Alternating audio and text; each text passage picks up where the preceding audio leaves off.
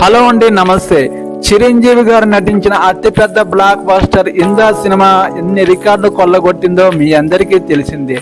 ఈ మూవీ చిరంజీవి దగ్గరికి రావడానికి ముందు బాలకృష్ణ దగ్గరికి వెళ్ళిందని చెప్పవచ్చు.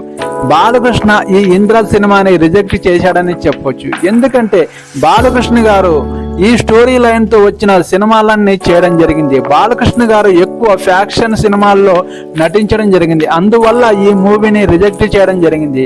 ఈ మూవీని రిజెక్ట్ చేసిన తర్వాత ఈ మూవీ చిరంజీవి గారి దగ్గరికి వెళ్ళడం వల్ల ఈ మూవీతో చిరంజీవి గారు సూపర్ డూపర్ హిట్ కొట్టడం జరిగింది.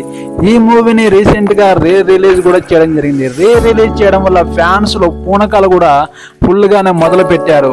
మీరు చిరంజీవి గారు ఫ్యాన్స్ అయితే నా ఛానల్ ని సబ్స్క్రైబ్ చేసుకుంటారని నాకు సపోర్ట్ చేస్తానని కోరుకుంటున్నాను. మరో అప్డేటింగ్ వీడియోతో మీకు నచ్చిన వీడియోతో త్వరలో మీ ముందుకు రావడానికి సిద్ధంగా ఉంటాను. ప్లీజ్